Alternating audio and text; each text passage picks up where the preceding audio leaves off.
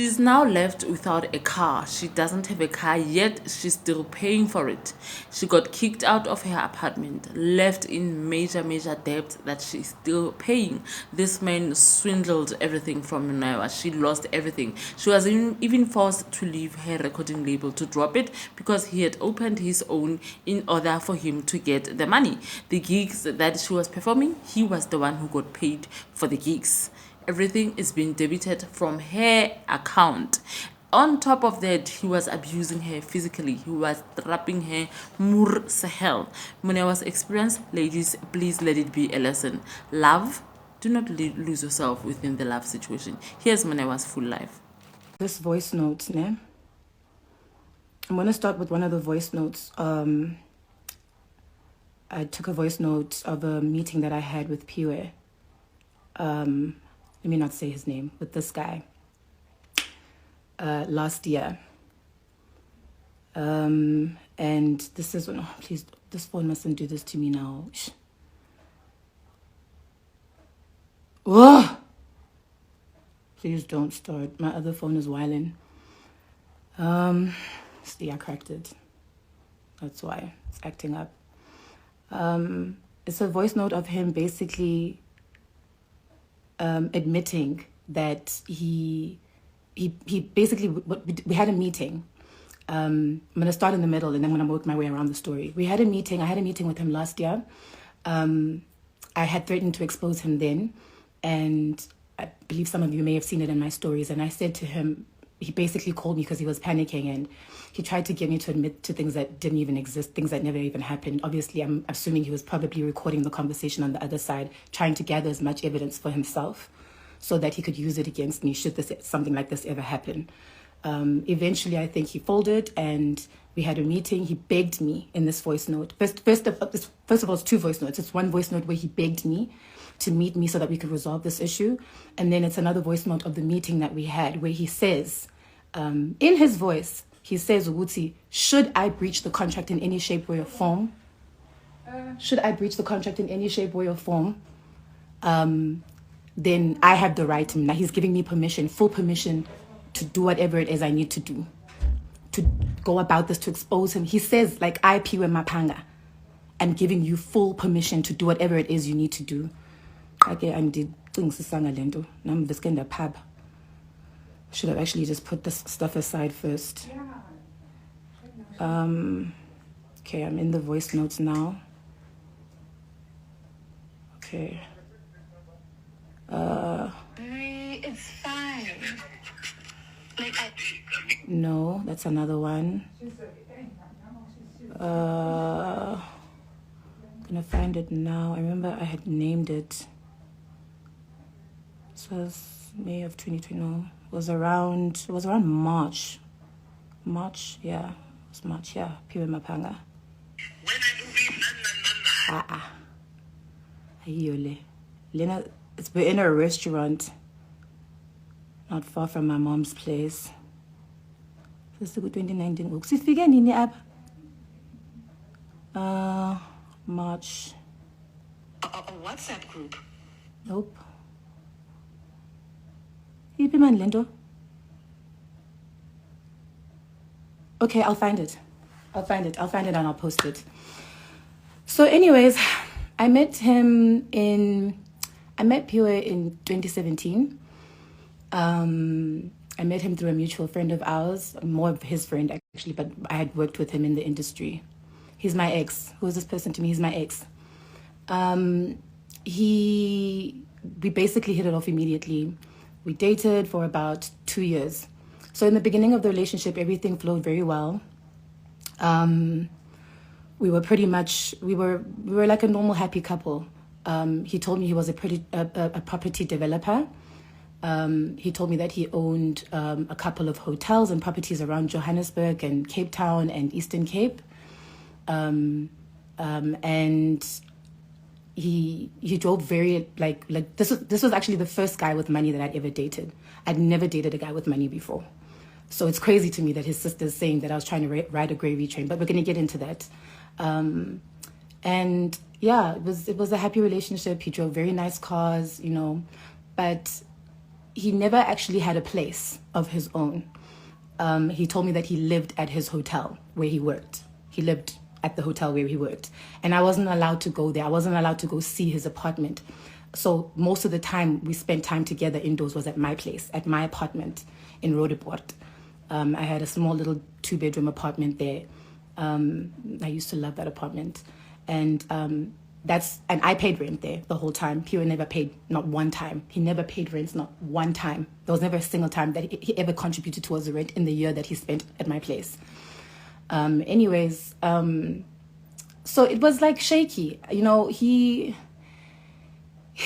claimed to be one thing, but in the beginning of the relationship, there's certain things that I could pick up. Like he would say, you know, he would say certain things and then forget that he said them. You know, when somebody tells you that he's doing this or he's this type of person, and then next thing, kufanana. Turn off the comments. How do I turn off the comments? How do I turn off the comments? Can somebody please tell me how I turn off the comments? But how? How do I do that? Can somebody please tell me how to turn off the comments, please?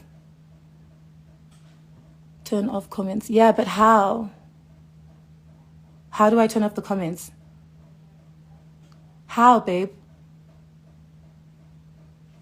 Okay, guys, I see all your comments, but go to settings. Does this mean I have to end the live? Go to settings. No. Do I have to end the live? How do I turn off the comments, guys? At the bottom, 3 dots, comment section. Yes. Turn off commenting. Okay. Cool. So anyway, yeah, you know, when somebody tells you stuff and then it's a little shaky and then they forget that they told you this thing, it was stuff like that. Anyways, I started noticing issues with him well, for me, the main issue in our relationship was the fact that I wasn't allowed to see where he lived. And he didn't want to introduce me to this business partner that he claimed to have at the time, who he was spending a curious amount of time with, which was this elderly Chinese lady. At the time, he told me that she was 66, and I was very uncomfortable with their relationship. There was even this one time where I found messages between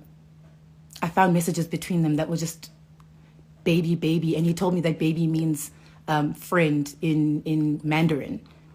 And I was like, baby means friend in Mandarin. I Googled it and I was like, baby doesn't mean, it's like, no, it's like a Mandarin slang. And I was like, okay. I was extremely uncomfortable with it. So I gave him an ultimatum that, you know, he would have to do something about that situation, that living arrangement there, because I'm uncomfortable with him going back to this place where he shares with his business partner that he calls baby, and he's spending awkward times with and traveling with and all of these weird things. And that was pretty much the main issue in the relationship. And him constantly at my place and me not knowing where his toothbrushes or where his clothes are or where, you know what I mean? Like, I don't know where my man sleeps when he's not sleeping at my place where I live. So that was just an issue for me. That caused a great deal of the issue. That was one of the first shady things that I picked up about him. And then eventually he told me that he was going to leave that place. He was going to, you know, he was going to move out. And God, I'm shaking. He told me he was going to move out. And he told me that basically this lady was dying of cancer. And that's why it was complicated. He couldn't just leave. Because she was sick, and so he had to continue to be there to help take care of her, and eventually, you know, he's going to find a way to move out of the place or whatever. Naturally, that never happened. But there was a point where he had promised me, I obviously didn't know at the time that it was one of his many lies, but he had promised me that we were going to get married the next year, we're going to have children. And we went house hunting in Harties, because he always said that he wanted to live outside of Joburg. He never wanted to live in the inner city because he didn't like the noise and stuff. So he always wanted a place far away from Joburg. So we went house hunting in Harties, and then that fell through as well. And it was just weird shit after weird shit after weird shit. Now, here's where the financial issues come in. I feel like I'm flip-floppy right now. I'm so nervous. I don't know what to do with myself. Whew, there's so much to tell in the story. So at some point in our relationship, the first financial issue, at some point in our relationship, Piwe took my car. He took my BMW. He said that he was going to go fix it. So my BMW had a dent. It had a dent on the side, on the left side, and then also the mirror was like miklekile. And so he took my car, he took my BMW, so naturally I, let him take it. Thank you, my man's going to do something nice for me, I have not seen my BMW since. That was in 2017. I have not seen my BMW since. Shortly after that, Pio and I, not shortly after, a couple of months later, I'm going to try and summarize this the best way I can. That's the first issue. I'm still going to get into the BMW issue again.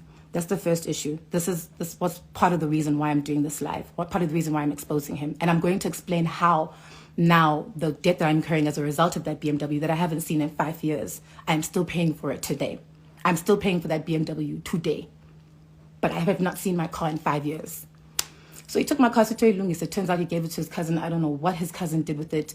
And it has been a wild goose chase ever since. How he came about getting me the Range Rover. It was New Year's Eve. We went to a party that one of his friends was hosting in Centurion. And on our way back, we got into a fight. And I can't even remember what the fight was about.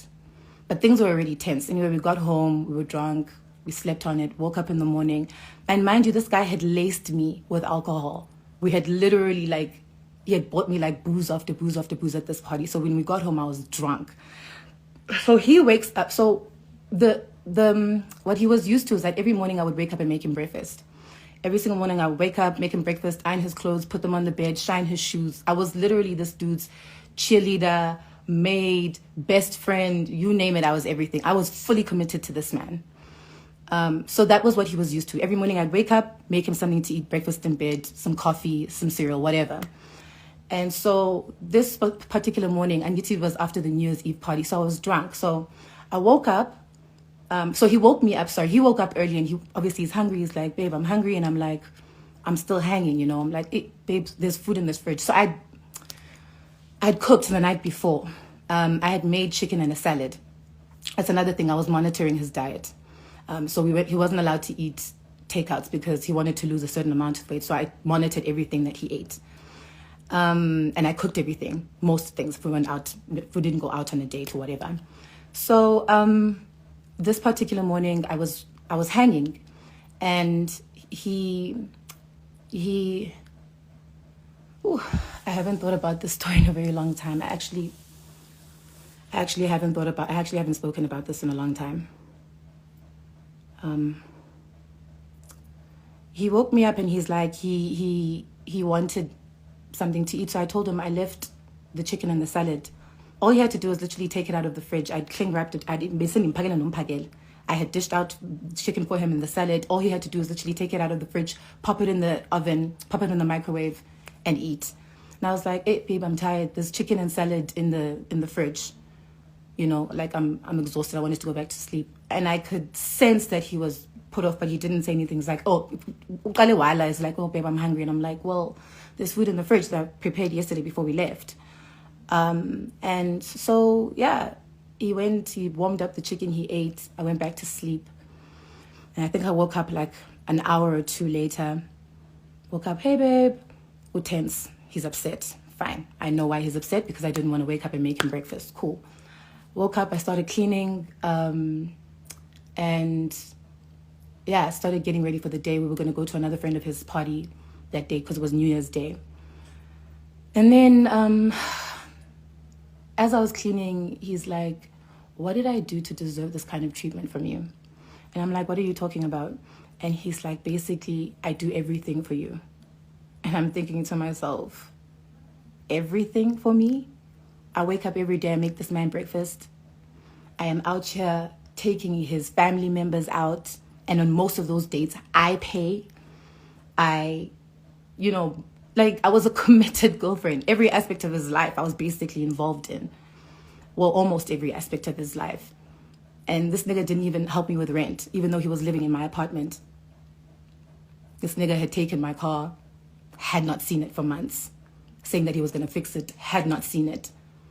When somebody like gaslights you, like beyond gaslighting, and he's like, yeah, but every time we go out, I pay. And I'm thinking to myself, nigga, I could pay for my own dinners. Like, thank you, but, So, anyway, long story short, guys, we had a back and forth argument. And he's like, I do this, and I'm like, I do this, and da-da-da-da-da. Just one of those toxic arguments that any respectful couple should never have. And eventually, he made the threat. He said something I want to make sure that I quote him word for word. He said something along the lines of, you're actually pissing me off now. And I said to him, if you lay a hand on me, and next thing I remember, I blacked out because he had pounced on me from across the room. Next thing I was standing, next thing I was on the floor. Next thing, I'm blacking out again. And I'm seeing him like, what are you doing?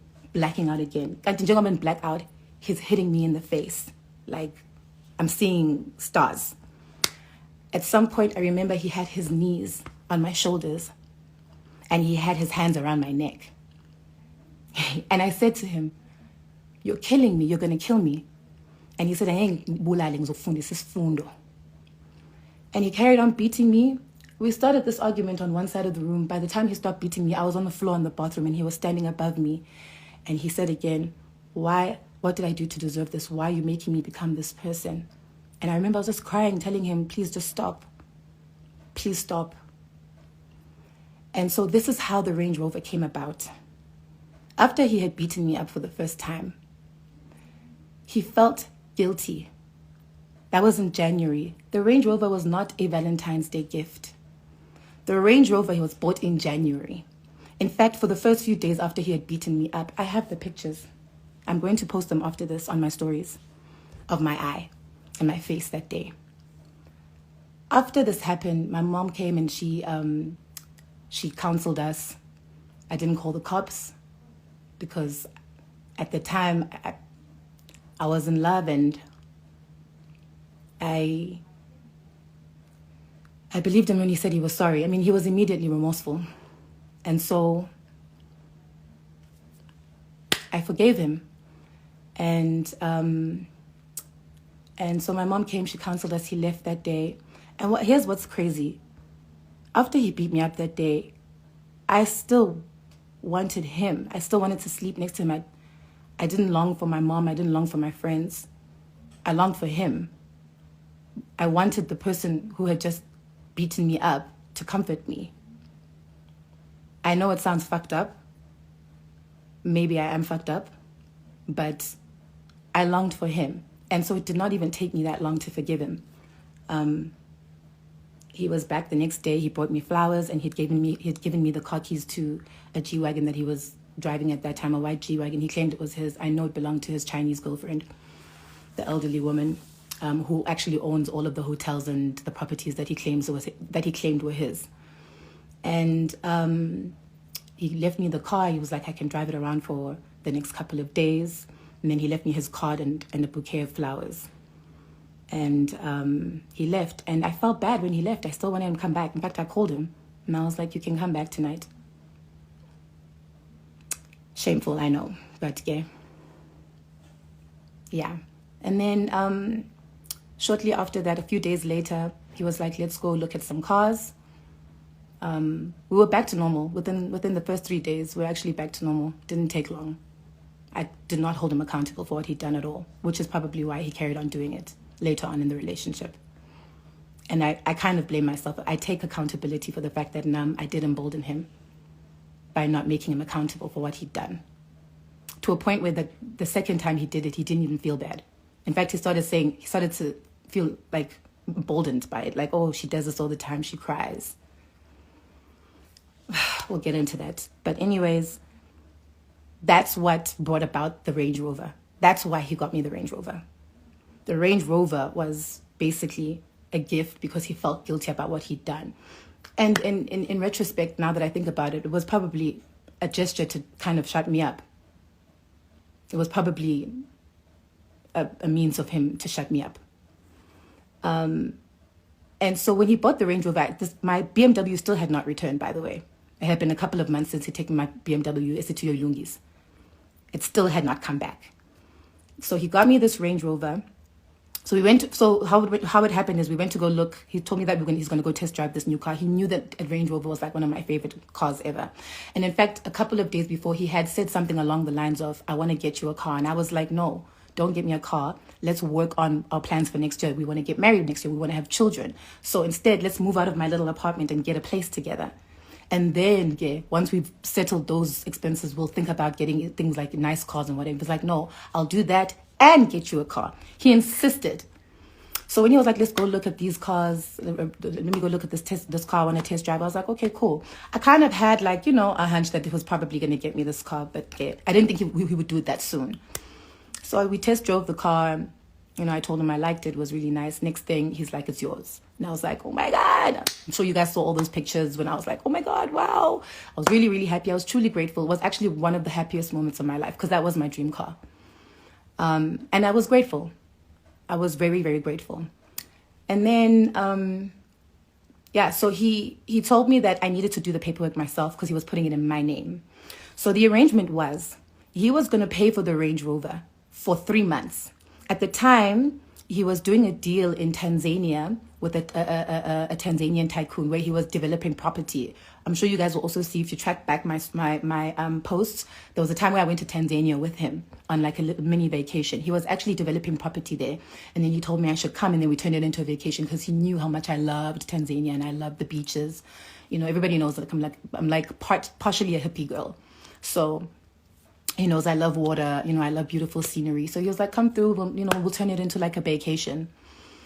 So anyways, he was brokering this deal in Tanzania with this Tanzanian billionaire tycoon or whatever, where he was developing some property. He was developing some hotels alongside some of the islands there. That deal fell through. He didn't even tell me about it. So he told me that he was waiting for a huge payout from this deal. So he was going to pay for the car. He was going to give me money to pay for the car for 3 months. So he was going to lease it for 3 months. And then afterwards, when this money comes in, he's just going to pay off the car in full. And then I can keep the. So I agreed. I believed him, Like this guy is like no one I'd ever met. I've never met somebody who literally lies on cue. Like this guy can literally make up a lie about anything at any point, about anyone. Anyhow, and it will be believable. Anyways, so he assigned the paperwork for the car, got the car. So first month he paid the money into my account, and then MFC would take the money from my account. Second month he transfer money into my account, and then MFC would debit my account. So that's how it worked. So 3 months was the agreement, and then he would get this big payout from this deal that he was brokering. The deal never happened. So 3 months turned into 4 months, turned into 5 months, 6, 7, 8 months. On the 8th month, we broke up. And that's when he stopped paying for the car. Meaning now, when MFC debits me, they're going to debit whatever money is in my account. So this is where the BAP started. So MFC is now debiting imali in my account that I have put aside for my life, for my rent, for my daily expenses, my money now. Ne? And this is what has been happening. Yeah, this is why the situation is like this. This is what I mean when I say this guy's put me in debt. So now I'm not only paying for the Range Rover, I'm also paying for the BMW. So now I'm paying for 2 cars. Crazy part of the story is that there was a point where we actually had an argument about this at some point. And this guy literally told me, "What you're afraid of is that," because I kept asking him, I kept badgering him about my BMW. And he was like, but I told you that it's in a safe place and that you're going to get it back. But I'm like, you told me that you're going to fix it. You're going to return it. I haven't seen it since. And he was like, no, you have a car. You have a Range Rover. And I was like, yeah, but this Range Rover, you haven't paid it off. And he literally said to me, I will never forget, this man literally with a straight face said to me, what you're afraid of is you're afraid that at some point I'm going to make away with your BMW and then stop paying for the Range Rover. And then now you'll be liable for 2 debts. Is that what you're afraid of? And in the back of my mind, the first thing that came to mind was yes. But because I didn't want to come across as, like a girlfriend that didn't trust him or was, disloyal, I said, no, babe, I trust you. I know you would never do that to me. It's like, so what's the issue? And yanike, biggest mistake of my life. So that's how the Range Rover came about. I'm gonna do this the best way I can, guys. I'm literally telling you this story in drips and drabs. It's hard to explain because this is like something that spanned over like the course of 5 years. So I'm nervous. I'm gonna try and explain it the best way I can. So let's park the Range Rover story. So now we know what's happened with the BMW. We know what's happened with the Range Rover. Amongst all of this man tells me that I should leave my label. My music label. I was signed to Gallo at the time. He told me that I should leave my music label and he was going to register a label and sign me. So Nyanike, love of my life, future husband, I trust anything that he tells me. I left my label and he registered a label and at the time it sounded so romantic, like your man literally registered a whole music label just to sign you. It kind of sounds like, whoa, love lives here. Does it? Registered this label. And then he asked me to get some people to help him. I sourced a guy, a friend of mine. He's since passed away, so I don't want to mention his name. But he was the one who was helping us, get licensing, get a licensing label, get my music on Spotify and Apple and things like that, and doing our PR and stuff like that. And then I also sourced, he sourced some producers that he still has. Guys, this man has made a mess of my life. So figure up. So he saw some producers, these young producers, very talented guys. We started recording my previous album, Izipinkomo. And yeah, I was in studio every night. Sometimes I'd even sleep in studio. We worked very hard on it and we came up with a really good album. I had sourced a photographer at the time and this photographer he shot me for free. But this guy, Upiwe, had already sent the album through to Musica without my permission, without me even agreeing to the cover. And he used the cover that was used for a previous album. So anyways, signed to his label. We did the album. I recall only doing one gig with him, and it was at Soweto Theatre. Piwe got paid for that gig. I never got a cent from it. I think they paid about 30 or 40,000 rands. I never got a cent from that gig. He got paid. The agreement with me signing to his label was that he was going to invest 450,000 rands in my project, in the Sipin Goma album, meaning that this 450,000 rands is going to go towards videos, PR, all the stuff that you need to, put an album out there and make it big. Never shot any videos. Even the photographer was sourced by me and he shot me for free because he was a friend of mine. Never paid the producers. Till this day, I don't have access to my music. I can't perform my songs via backing track today because I don't have access to the separates.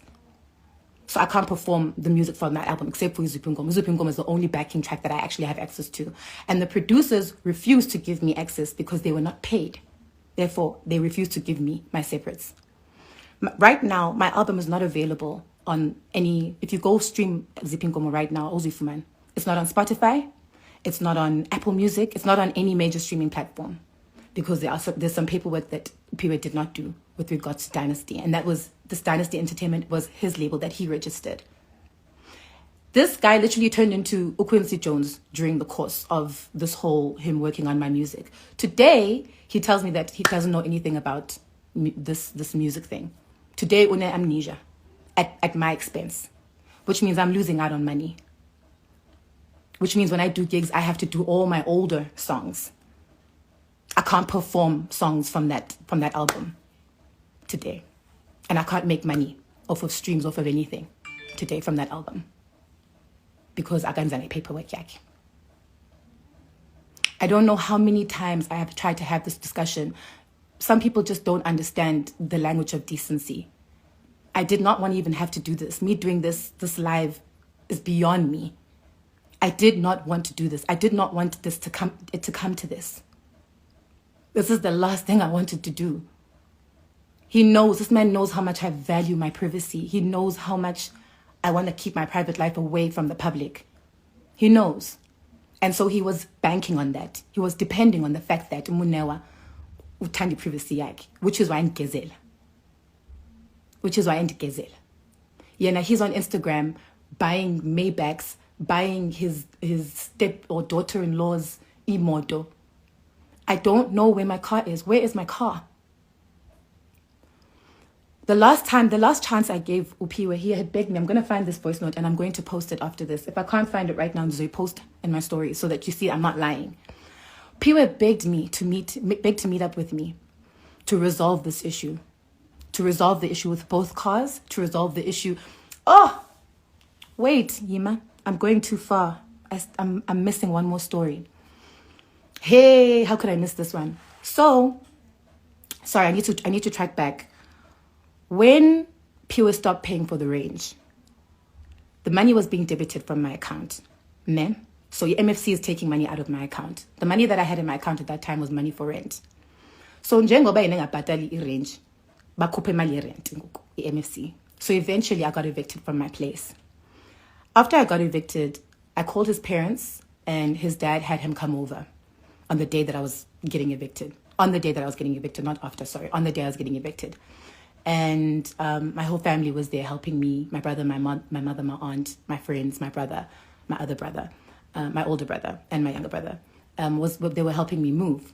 So Piwe came and he offered to take my stuff and put it in storage. And the agreement was he was going to put my stuff in storage until I found a new apartment to live in where I could put all my stuff in, right? And I told him I'm going to move into my aunt's place. I'm going to live with my aunt because my aunt had like a tiny little apartment at the back of her home. And so I told him I'm going to move to my aunt's place until I find myself a place to stay. And he was like, cool. Whilst you're at aunt's, I'm going to pay until you find yourself a new apartment. I was like, cool. So he came, he put my stuff in storage. It was at Store Age here on 14th Avenue. My heart always breaks when I go past there.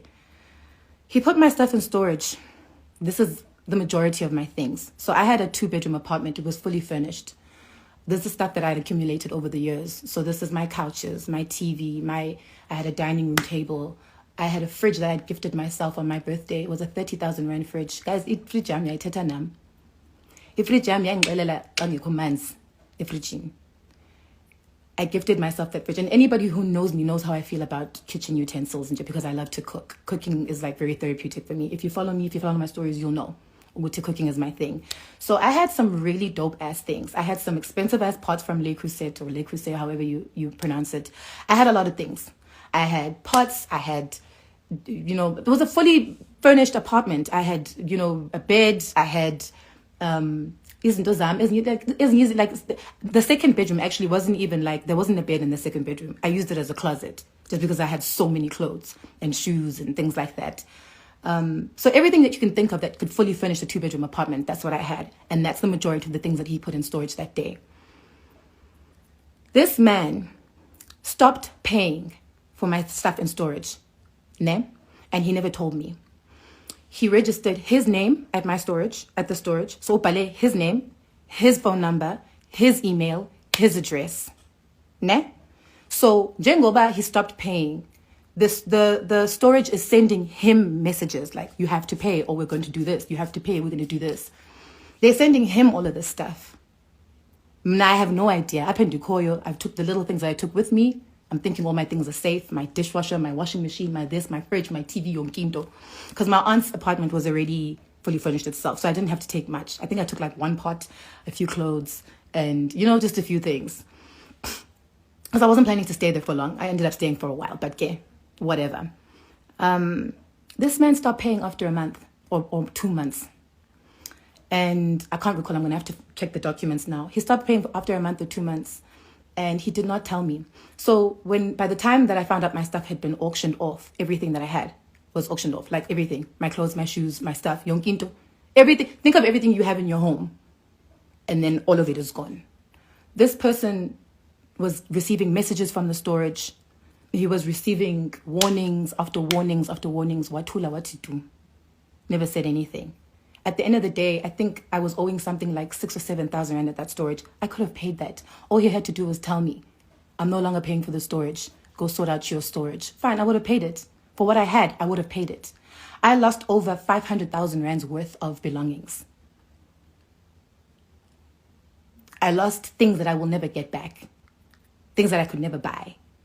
I had this beautiful black book that I've been like collecting memories in it and pictures. I had a picture of my great-grandmother.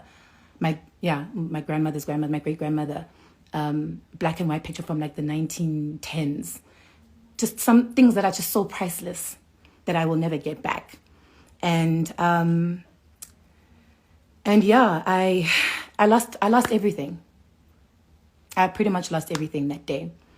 I called Piwe and I told him what had happened, and he was like, no, don't worry, I'll sort it out. I tried to call him again, blocked. Blocked or phoned off or whatever the case was. But okay, I couldn't get a hold of him after that.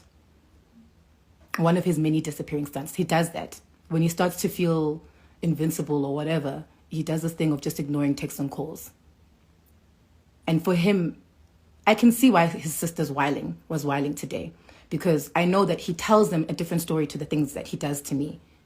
He doesn't tell them the truth. So he'll be like, oh, Moneoa's, like the other day, I'm extorting him for asking for him to pay for the things that are being debited out of my account today as a result of the debt that he put me in. I never wanted that Range Rover. What I wanted was a future for us to build together. I never wanted that car. He insisted on it because he knew.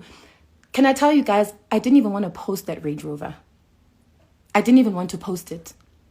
The only reason why I posted in February is because nguye owathi kumandi poste. It was going to help me with my career. It's like, I'm helping you with your album. Yeah, this is going to it's going to spruce up your album. It's going to add hype. So post. And yeah, it did. It did help. I thought it was a very smart move. It made sense. It was logical. But I didn't want to post because he knows my privacy is everything to me. I didn't want to post. I'm not flashy about my life. And I don't have much, and I'm not ashamed of that.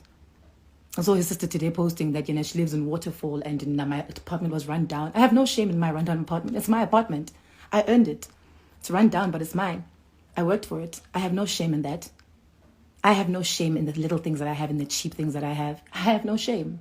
I walk at H&M, Mr. Price, with my head held high, babes. I wear my cheap clothes and my cheap ndondons with pride.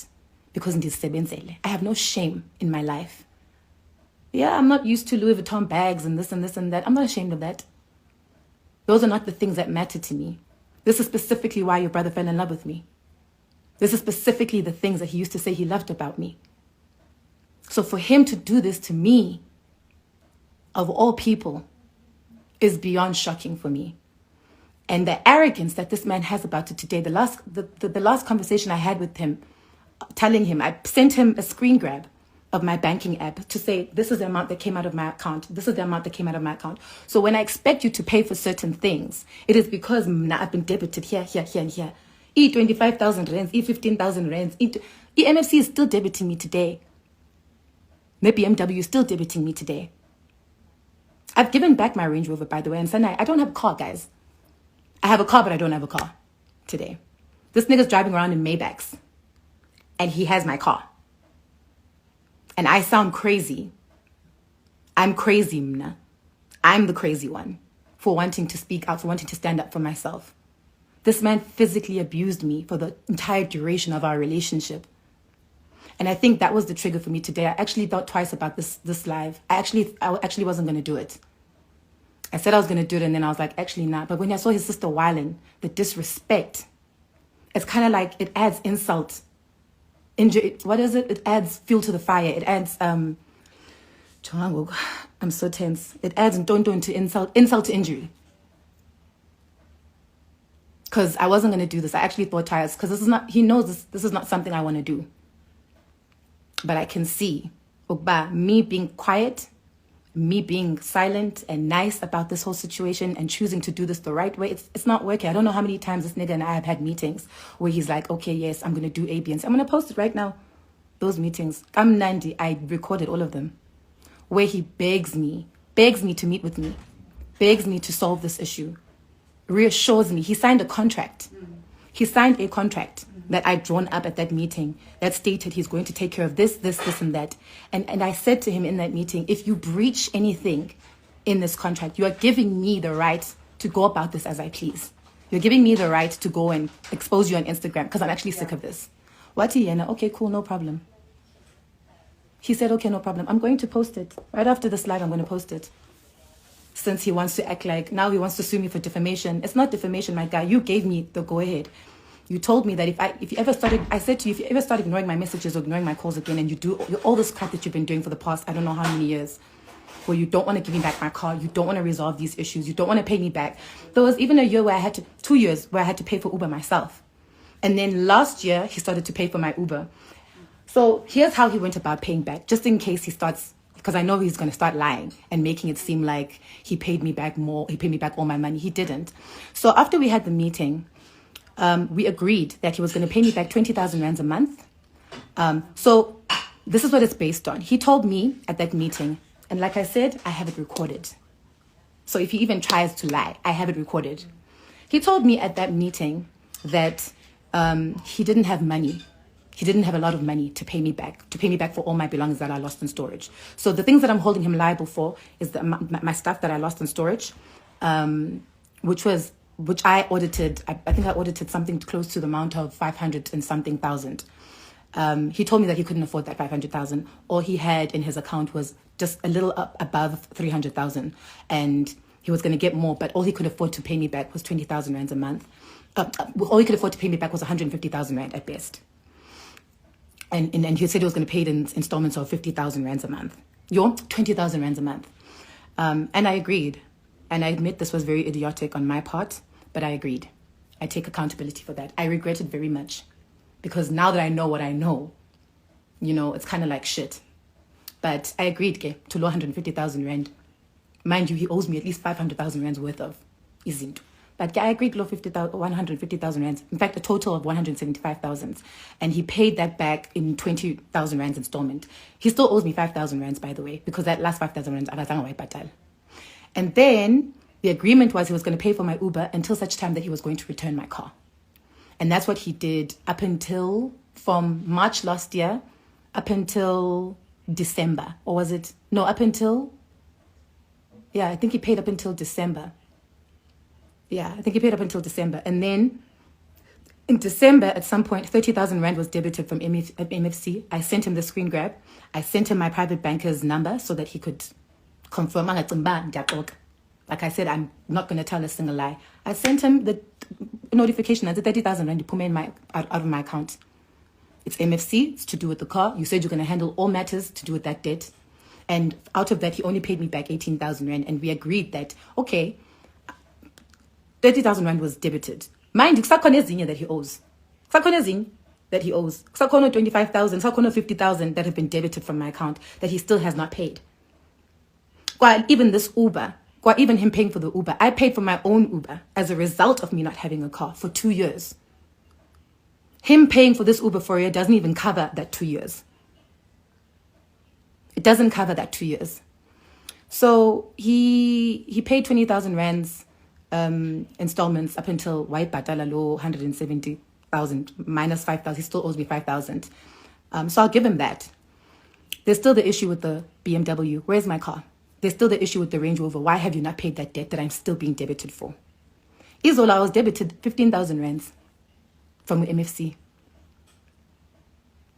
Kuzofuneka nami ndovule enye account ngoku. So, yeah.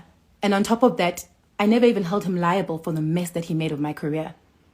He never paid for a single video. This man agreed to putting in 450,000 rand to my agree. He made me leave my label to sign to his label, promising me that he was going to invest 450,000 rands in my career. He still has not paid my producers. I cannot perform my music. My music is not, you won't find my last album. Easy Pingom. Anyway, except for probably YouTube, and it's just a few songs now. Con. This nigga has made a mess of my life.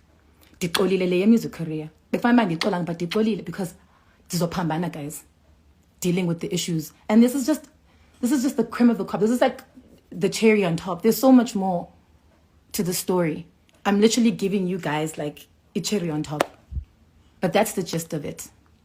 And that is my objective right now, is to get my car back and for him to get me out of this debt, both with BMW and MFC, because I'm not going to be liable for a car that I have not seen in 5 years.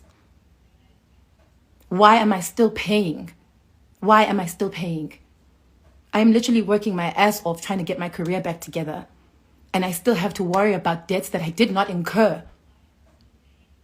And this nigga is, you claim to be so rich, then give me my car back. And if you don't have it, if you don't know what your cousin did with it, or if you guys, in fact, his cousin's girlfriend told me something the other day. She said that she suspects that they probably at the time were running low on cash. And because he had planned to be with me, in any case, they just probably thought, okay, we could just use Moneoa's car to, sell it, generate some income, and then use that income to make more money or broker a deal or whatever. Because Nyanige, where is my car? Where is it? I've been on a wild goose chase, excuse after excuse after excuse. It has been 5 years. Where is my car?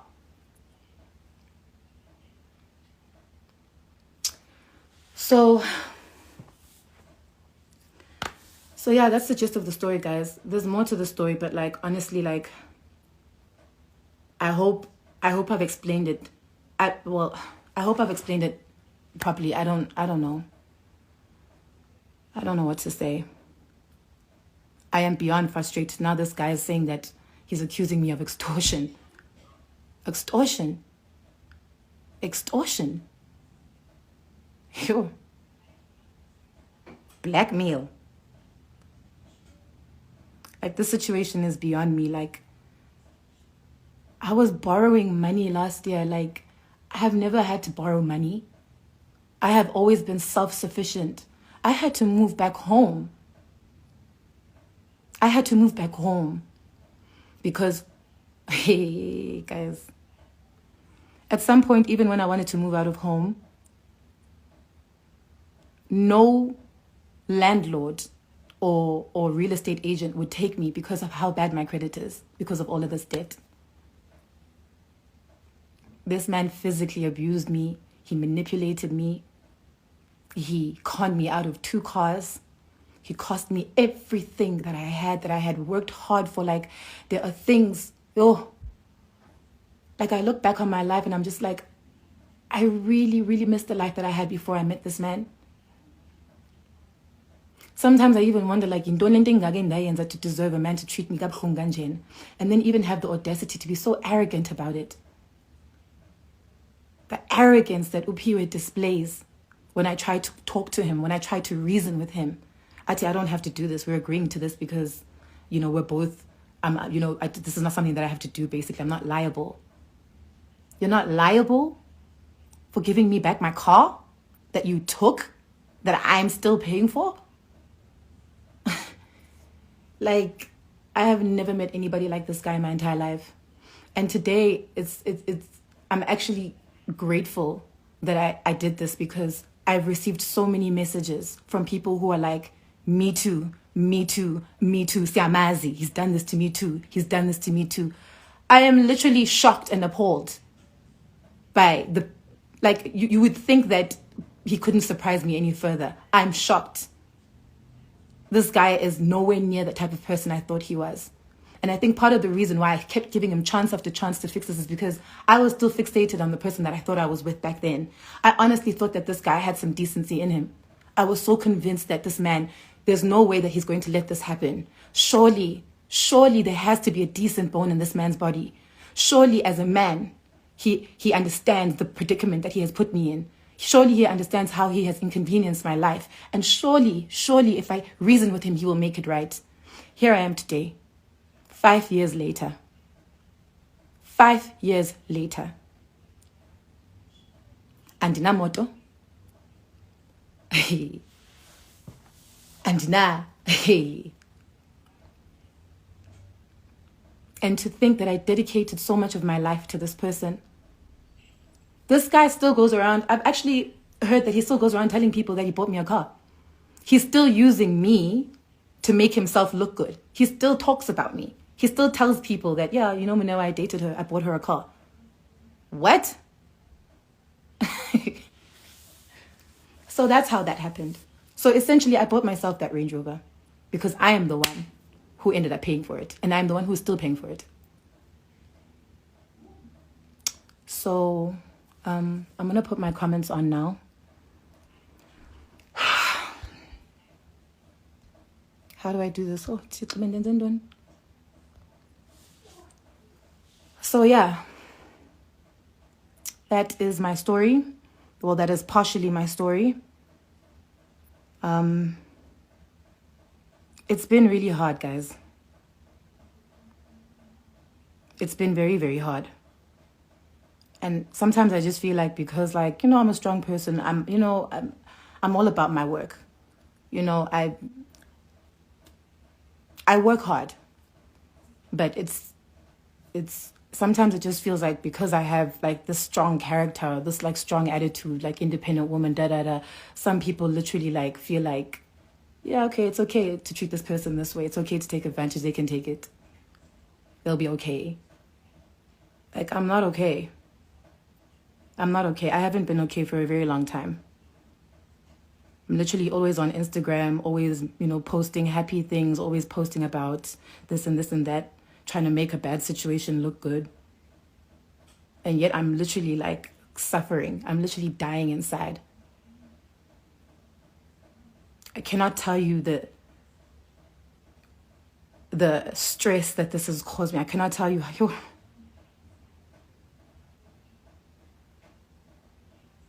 Yeah.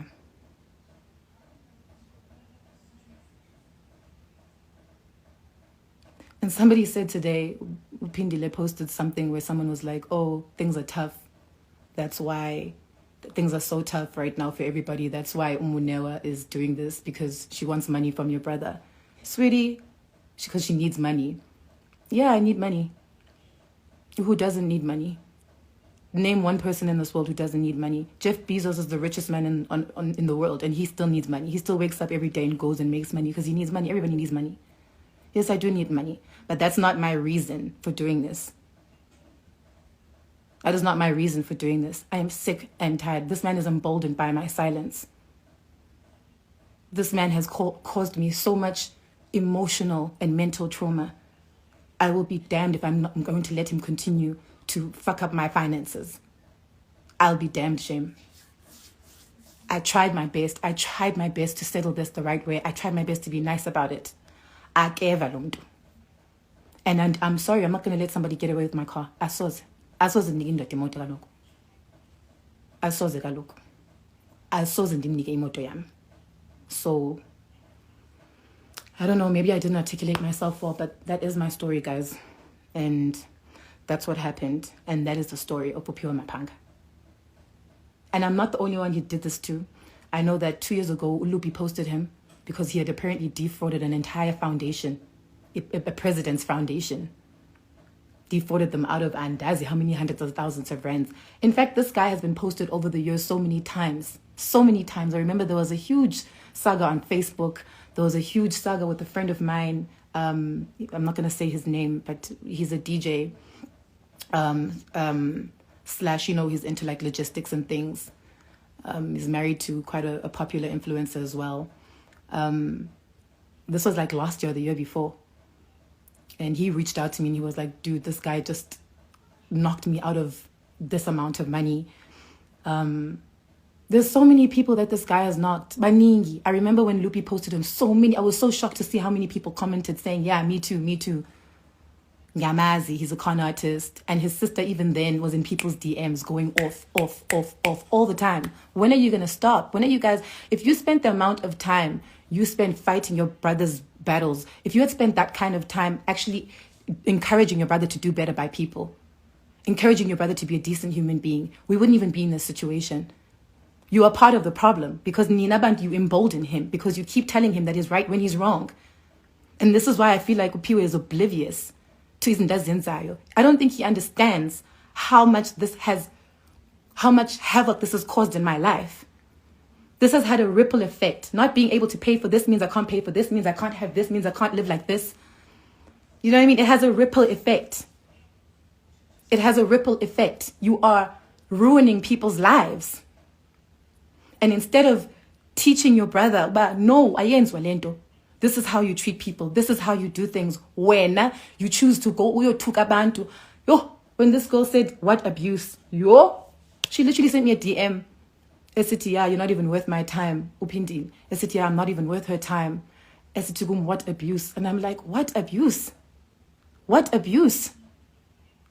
Yo, I think that was the trigger. I think that's when it was like, you know what? Now they're even like trying to they're trying to act like this nigga didn't beat me. They're trying to act like this nigga. Hey. There was a point where Upio wanted better and then locked me in the back seat of my car. Difunuguye police station. And I begged him. Whatever he thinks he won't. It's okay, sorry. Okay. Okay. Sorry, guys.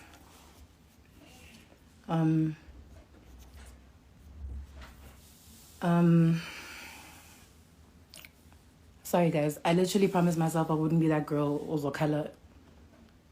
I'm not going to be that girl, Ozokala. It is me, bad, this Ozokala.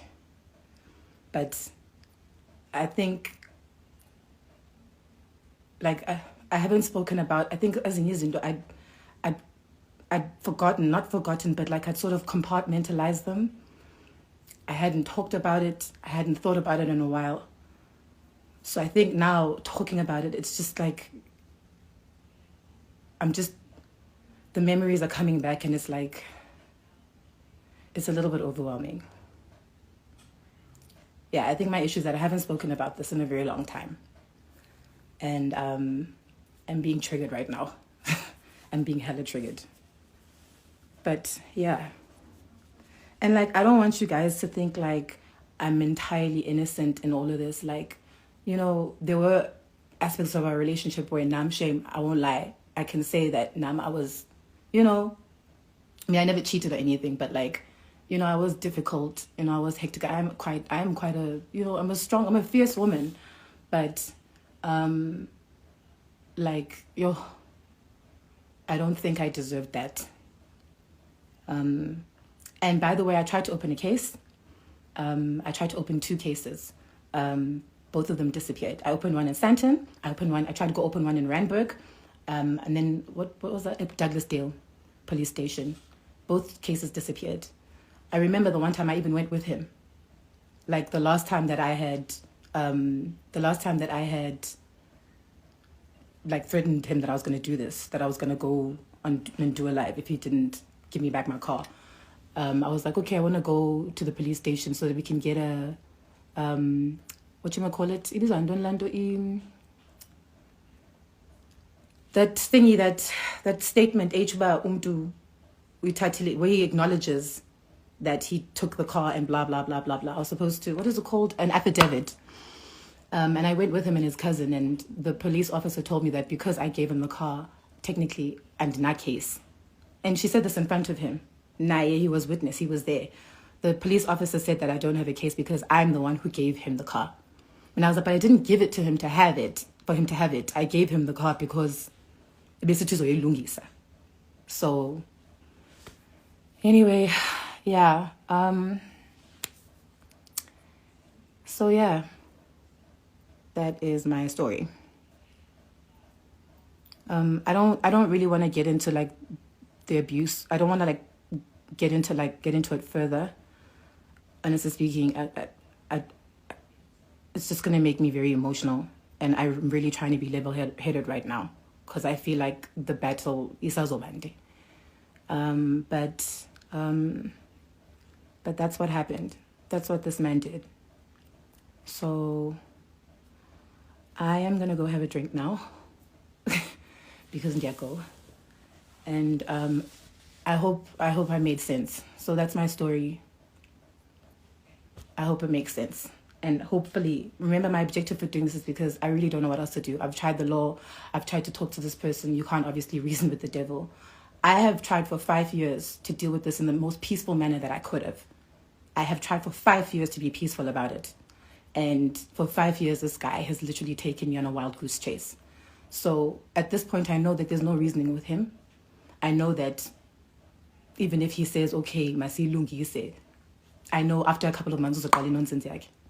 So I'm hoping that somebody out there who's watching this and does Bani and does Njani could please reach out and just help me with the means to get my car back and to get compensation for the debt that I've had to pay and the debt that I'm still paying for. So hopefully somebody out there is watching.